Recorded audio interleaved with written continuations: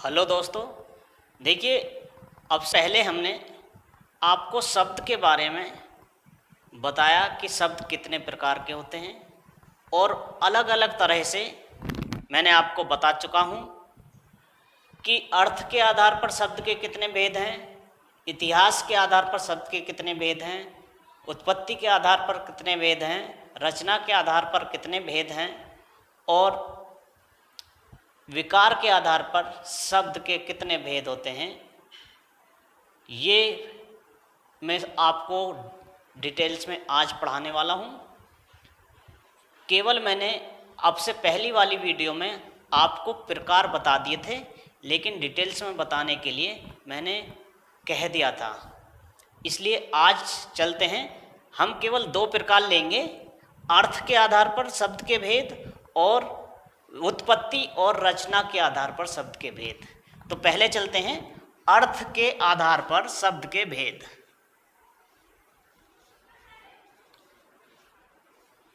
अर्थ के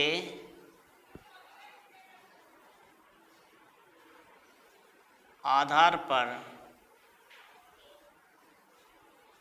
शब्द के भेद। तो देखिए, अर्थ के आधार पर शब्द के भेद होते हैं हमारे चार।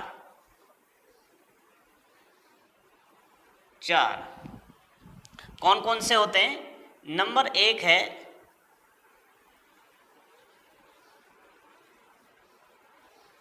एकार्थी शब्द।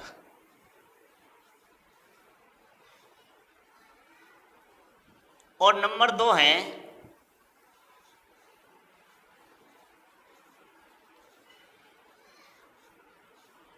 अनेकार्थी शब्द। नंबर तीन है पर्यायवाची शब्द।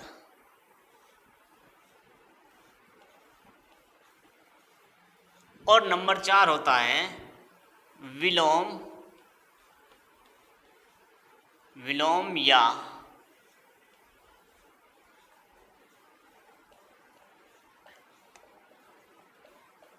विपरीतार्थक शब्द।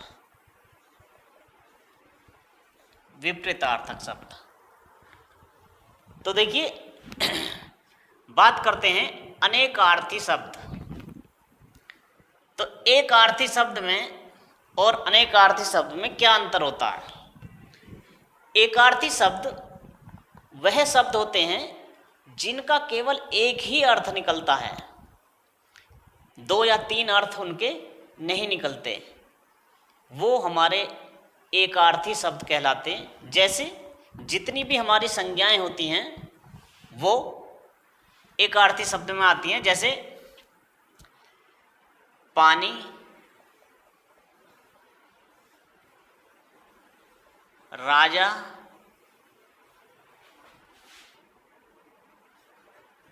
ताजमहल,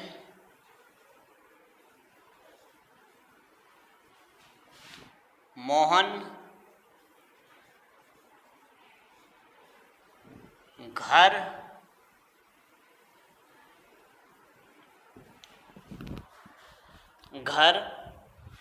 गाय, कुत्ता, चारपाई, पंखा, बहुत सारे शब्द हैं। आप कुछ भी ले सकते हैं, केवल ये ध्यान रखना है कि उसके अर्थ दो ना निकलें। जैसे आम भाषा में कह देते हैं कि दो मुही बातें। कोई शब्द ऐसे होते हैं जो दो जगह लागू हो जाते हैं, ऐसे शब्द ना हो, वो एकार्थी शब्द होते हैं। और अनेकार्थी शब्द वो होते हैं जिनका एक से अधिक अर्थ बनता हो। तो चलते हैं अनेकार्थी शब्द। तो दोस्तों, अनेकार्थी शब्द वो शब्द होते हैं जिनका एक से अधिक अर्थ बनता हो, यानी कि दो मुही बात करने वाले शब्द अनेकार्थी शब्द कहलाते हैं। जैसे कल। तो देखिए, कल जो है वो हमारा ऐसा शब्द है जो कई अर्थ देता है। आने वाला भी कल हो सकता है, बीता हुआ भी कल हो सकता है।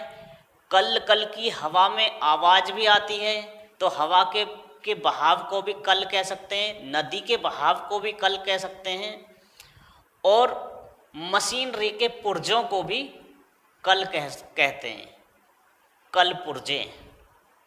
तो ये ऐसा शब्द है, इसके एक से अधिक अर्थ निकल जाते हैं। और लेते हैं, जैसे मुद्रा। मुद्रा भी हमारा ऐसा शब्द है जिसके एक से अधिक अर्थ निकलते हैं। जैसे मुद्रा हम अंगूठी को भी कह सकते हैं, मुद्रा हम अंगूठी को भी कह सकते हैं, और मुद्रा बैठने की स्थिति को भी कह सकते हैं, पैसे को भी कह सकते हैं, और धन को भी कह सकते हैं। तो मुद्रा के भी हमारे एक से अधिक अर्थ निकलते हैं। और लेते हैं, जैसे आम। आम आम भी हमारा ऐसा शब्द है जिसके एक से अधिक अर्थ होते हैं। जैसे आम का फल भी हो सकता है, आम माने साधारण भी हो सकता है, आम बात भी हो सकती है, बहुत साधारण बात, ठीक है, और विख्यात भी हो सकता है। जो बात विख्यात हो जाती है यानी बहुत अधिक फैल जाती है, तो वो बात आम बात हो जाती है। तो आम के भी हमारे एक से अधिक अर्थ निकलते हैं। इसके बाद ईश्वर। ईश्वर भी हमारे ऐसा शब्द है जिसके एक से अधिक अर्थ निकलते हैं। जैसे हम प्रकृति को भी ईश्वर कह सकते हैं, ठीक, परमात्मा को भी ईश्वर कह सकते हैं, स्वामी को भी ईश्वर कह सकते हैं, माता पिता को भी ईश्वर कह सकते हैं, पारे को भी ईश्वर कह सकते हैं, और भगवान को भी ईश्वर कह सकते हैं। तो ईश्वर भी ऐसा शब्द है। बहुत शब्द हैं, बस आपको ये ध्यान रखना है कि उसका कोई एक से अधिक अर्थ तो नहीं निकल रहा है। ऐसा शब्द अनेकार्थी शब्द होता है। इसके बाद आते हैं पर्यायवाची शब्द। पर्यायवाची शब्द वो शब्द होते हैं जिनका कोई तीसरा अर्थ भी निकलता हो। जैसे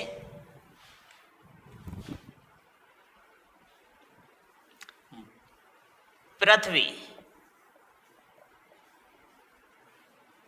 पृथ्वी को हम किस किस नाम से पुकार सकते हैं, वो हमारे पर्यायवाची शब्द होंगे। तो पृथ्वी को हम कैसे कैसे, भूमि भी कह सकते हैं, धरा भी कह सकते हैं, माता भी कह सकते हैं, और जननी भी कह सकते हैं। इसके अतिरिक्त भी और हम कह सकते हैं। इसके बाद आते हैं विलोम शब्द। तो देखिए, विलोम शब्द वह शब्द होते हैं जिनका अर्थ दिए शब्द से विपरीत होता है, यानी कि उल्टा होता है। विलोम का अर्थ होता है उल्टा या विपरीत। जैसे दिन का रात, दिन का रात। जैसे जैसे का होगा तैसे। भला, भला का हो जाएगा बुरा, बुरा। नाटा,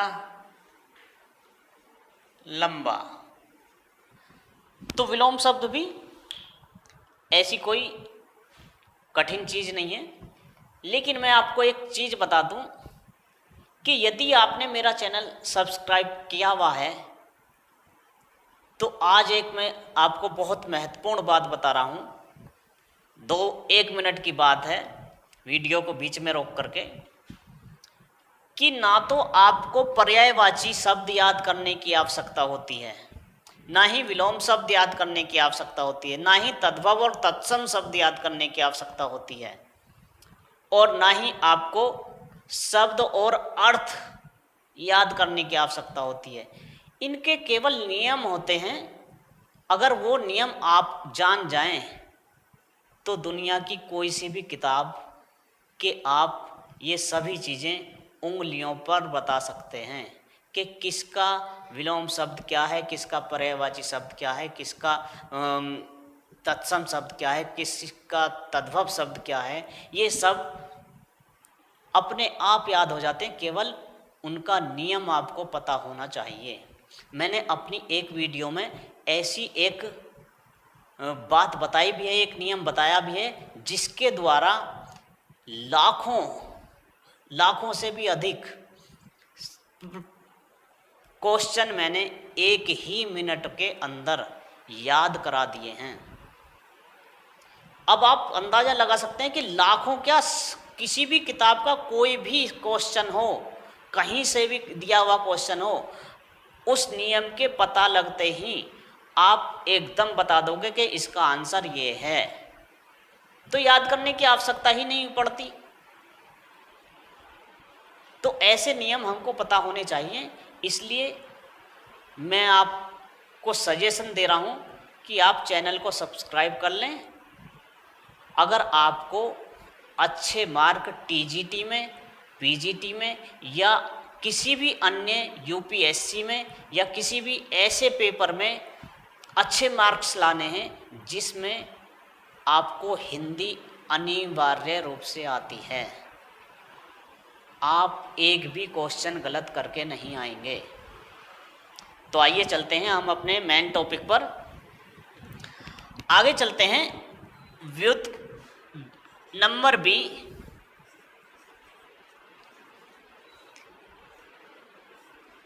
व्युत्पत्ति या रचना के आधार पर शब्द के भेद होते हैं हमारे तीन। कौन कौन से होते हैं? नंबर एक, रूढ़ शब्द, और नंबर दो होता है हमारा यौगिक शब्द, और नंबर तीन होता है हमारा योग रूढ़ शब्द।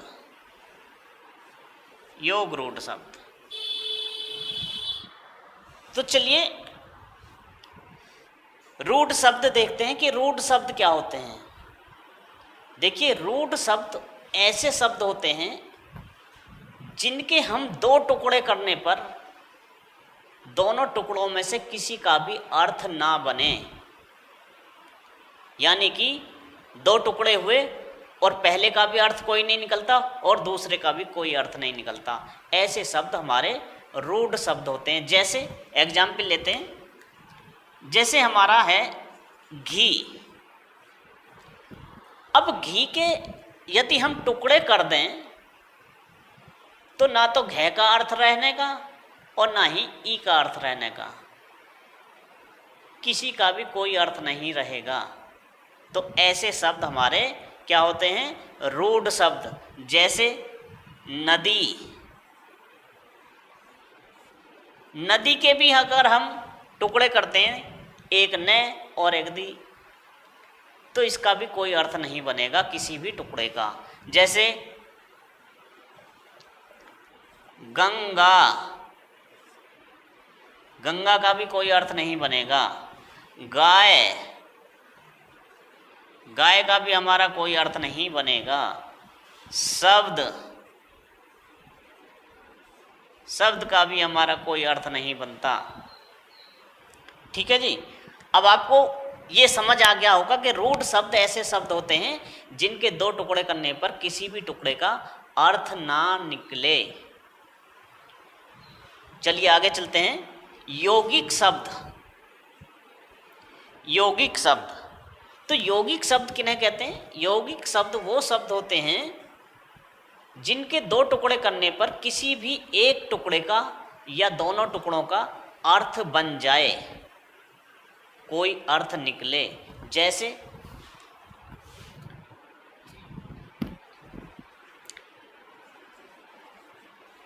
धर्मशाला। तो देखिए, यदि हम धर्मशाला के टुकड़े करते हैं तो पहला टुकड़ा हो जाता है हमारा धर्म और बाद का टुकड़ा हो जाता है हमारा शाला। तो धर्म का हमारा अर्थ निकल रहा है, ठीक है। ऐसे ही विद्यालय, विद्यालय। तो देखिए, विद्यालय का कि अगर हम दो टुकड़े करते हैं विद्या प्लस आल्य, तो हमारा विद्या का अर्थ बन रहा है और आल्य माने स्थान, तो दोनों का अर्थ बन रहा है। तो यदि एक अर्थ भी बन जाए तब भी वो यौगिक शब्द है, और दो अर्थ बन जाए तब भी वो यौगिक शब्द है। ऐसे जो शब्द होते हैं वो हमारे यौगिक शब्द होते हैं। और लेते हैं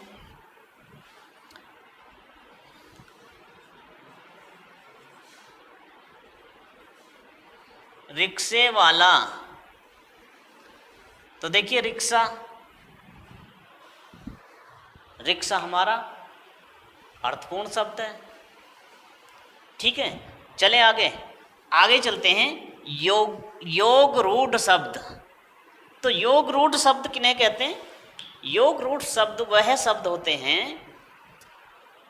जो अपने से अतिरिक्त भी कोई अर्थ देते हों, यानी कि जिनका कोई और भी अर्थ निकलता हो, कोई तीसरा या दूसरा अर्थ भी उनका बनता हो, किसी और नाम से भी वो जाना जाता हो, वो हमारे शब्द योग रूढ़ शब्द होते हैं। जैसे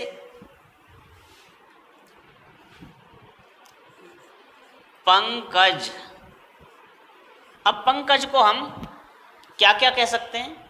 कमल भी कह सकते हैं, जलज भी कह सकते हैं, और भी इसके पर्यायवाची शब्द हो सकते हैं, ठीक है।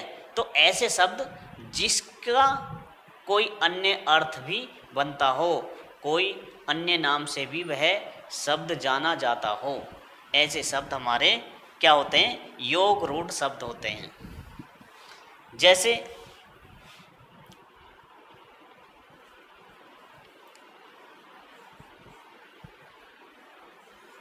रावण। अब रावण को हम किस किस नाम से? दशानन, राक्षस,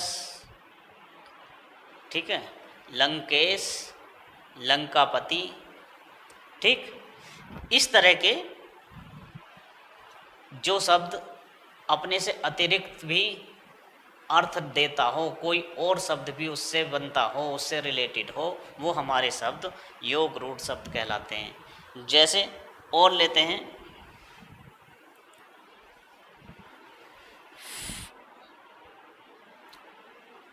वानर।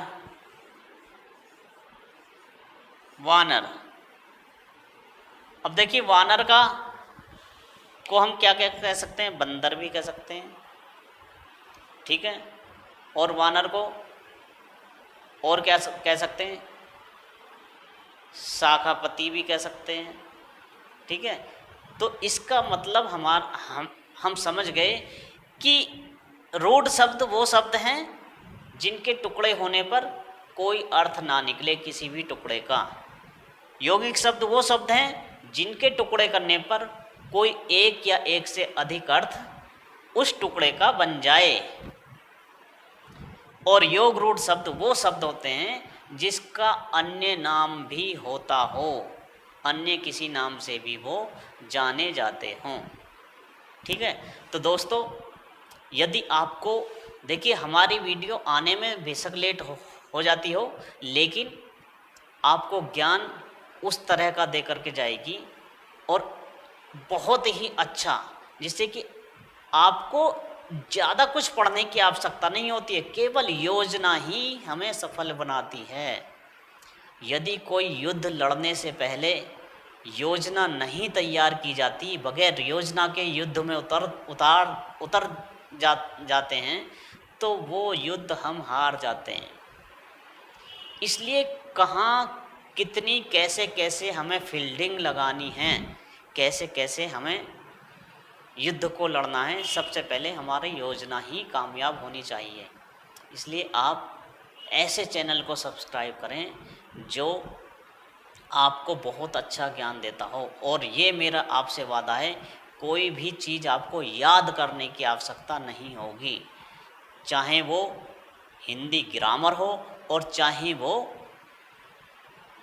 साहित्य हो। साहित्य के भी मैं आपको ऐसे ऐसे नियम बताऊंगा कि एक ही लाइन में साहित्य के 100 सवा सौ क्वेश्चन आपके याद हो जाएंगे केवल ट्रिक के द्वारा। तो आप बने रहिए हमारे इस चैनल पर। हिंदी यूपीएससी केवल चैनल का नाम है, लेकिन यदि आप यूपीएससी लेवल की तैयारी करके चलते हैं तो बाकी एग्ज़ाम आपके चुटकियों में बहुत आसानी से क्लियर हो जाएंगे। तो चलिए मिलते हैं अपनी अगली वीडियो में। धन्यवाद।